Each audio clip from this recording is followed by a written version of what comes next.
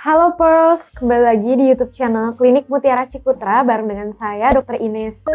Nah, di video YouTube Tanya Dokter kali ini saya akan menjelaskan nih tentang perbedaan dari menstrual cup dan juga pembalut biasa. Nah, untuk Pearls yang penasaran nih tentang perbedaan dari menstrual cup dan juga pembalut, tonton terus videonya sampai akhir ya.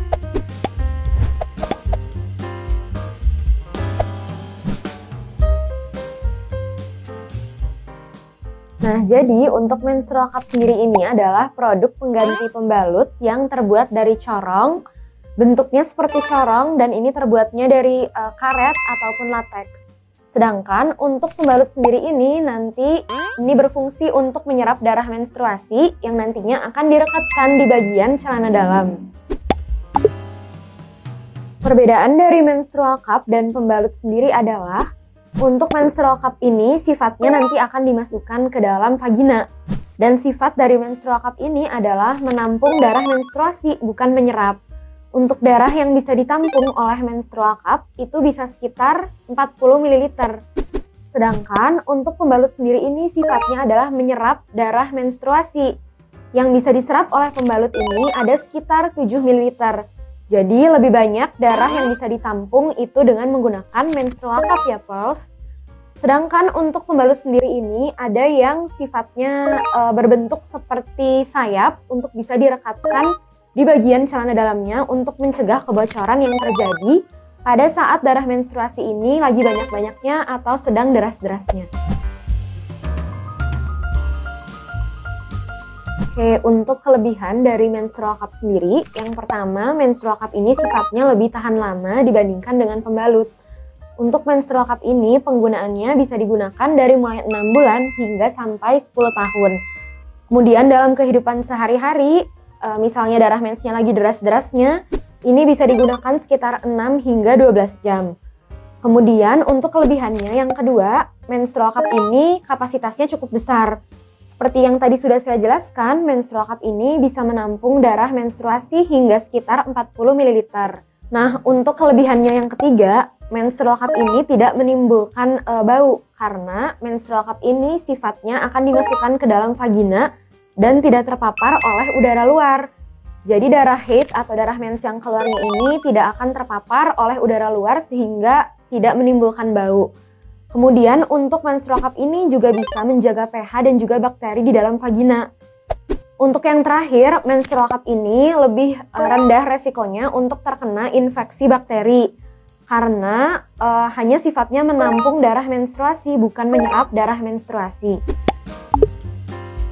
Sedangkan untuk kekurangan dari menstrual cup sendiri, yang pertama adalah menstrual cup sendiri ini mungkin pada beberapa orang akan takut untuk menggunakannya karena mungkin belum terlalu awam untuk digunakan. Karena menstrual cup ini akan dimasukkan ke dalam liang atau ke dalam saluran vaginanya.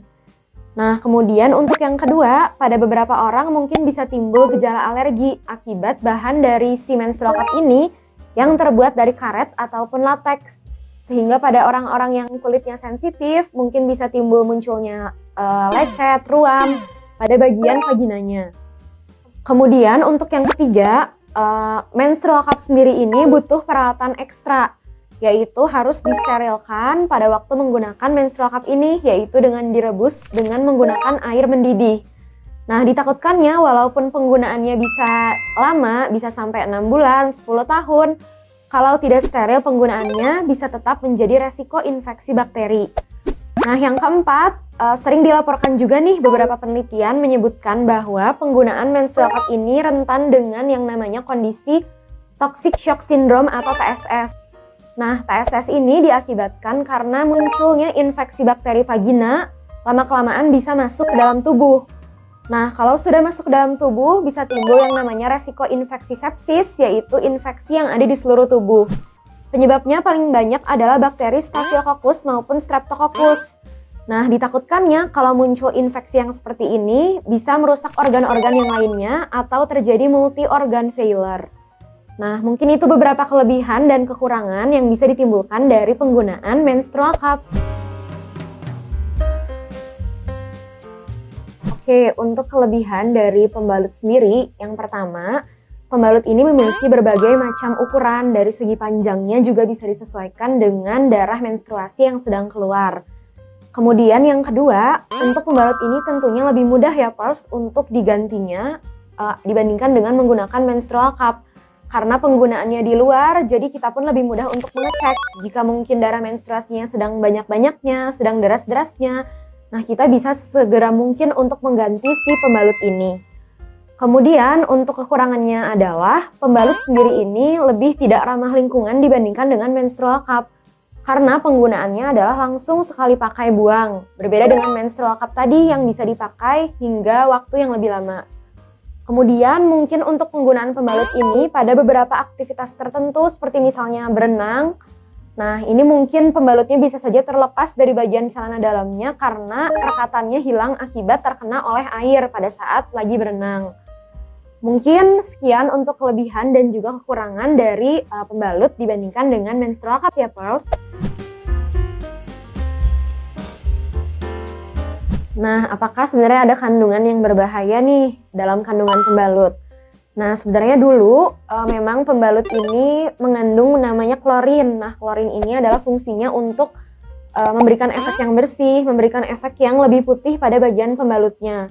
Namun sekarang berdasarkan Kementerian Kesehatan, pembalut ini sudah tidak ada kandungan klorinnya yang tentunya lebih sifatnya berbahaya yang bisa menyebabkan penyakit kanker dan lain-lain. Nah, untuk sekarang pembalut yang beredar di supermarket, di swalayan ini sudah bebas atau free dari klorin. Sehingga tidak ada kandungan yang berbahaya di dalam pembalut dan tentunya sudah lolos izin edar dari Kementerian Kesehatan. Nah, mana nih sebenarnya yang lebih direkomendasikan untuk digunakan nih Pearls antara menstrual cup dan juga pembalut? Sebenarnya sampai sekarang yang masih tetap direkomendasikan untuk mengatasi menstruasi, untuk menyerap darah menstruasi, nah ini sebenarnya masih pembalut yang direkomendasikan. Karena selain penggunaannya mudah, tidak perlu memasukkan apapun ke dalam vagina.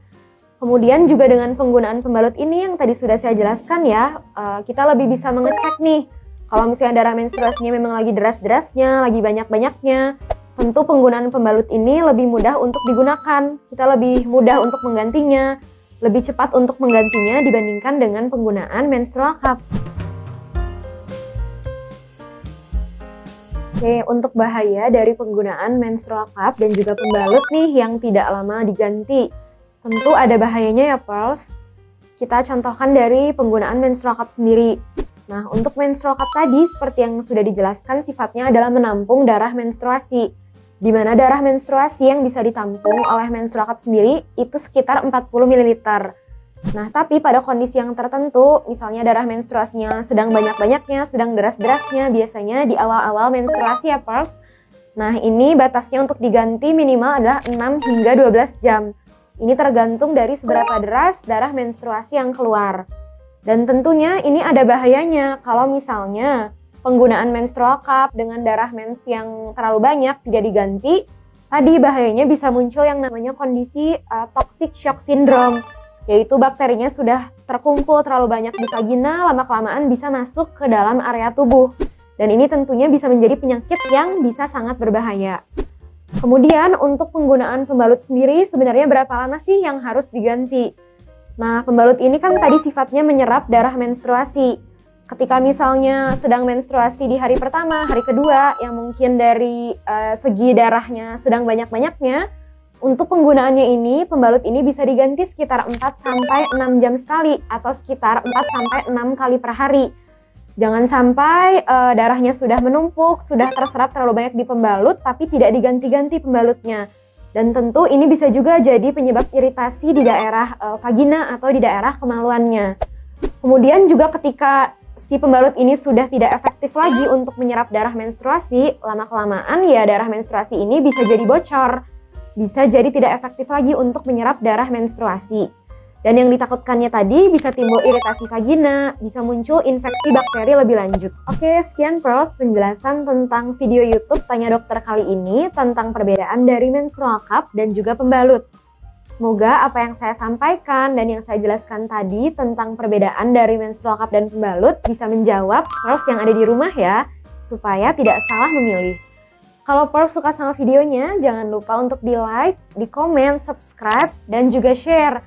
Dan jangan lupa untuk tonton video kesehatan lainnya di YouTube channel KMC. Oke, sampai jumpa di video lainnya, Pearls!